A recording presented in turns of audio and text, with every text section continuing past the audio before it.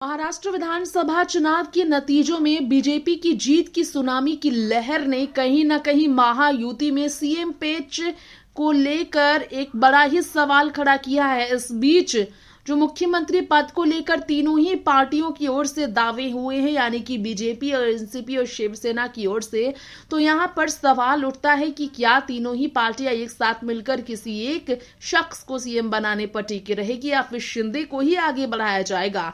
खैर, इस बीच सबसे बड़ा चौंकाने वाला बयान आया है अजीत पवार उप मुख्यमंत्री की पत्नी सुनेत्रा पवार की ओर से। सुनेत्रा पवार ने कहा है अपने पति को मुख्यमंत्री बनाए जाने की मांग करते हुए कि वही जो जनता चाहती है वही होना चाहिए। जनता तो यही चाहती है कि दादा यानी कि अजीत पवार मुख्यमंत्री बने, वही मैं भी चाहती हूं, लेकिन अभी सब आंकड़ों का खेल है, देखते हैं क्या होगा।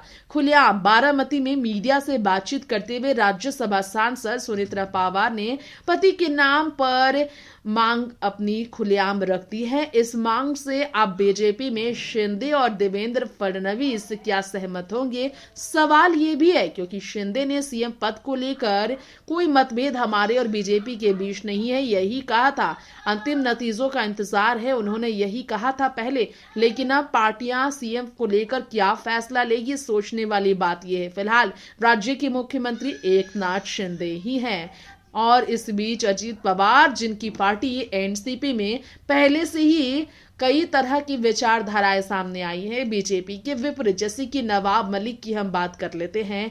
नवाब मलिक जो कि चुनावी मैदान पर इस बार उतरे थे, उन्हें चुनावी मैदान पर बीजेपी देखकर काफी भड़की थी एनसीपी पर। बावजूद इसके अजीत ने अपना फैसला अड़िग रखा और बीजेपी की नाराजगी के बावजूद वो पीछे नहीं हटे।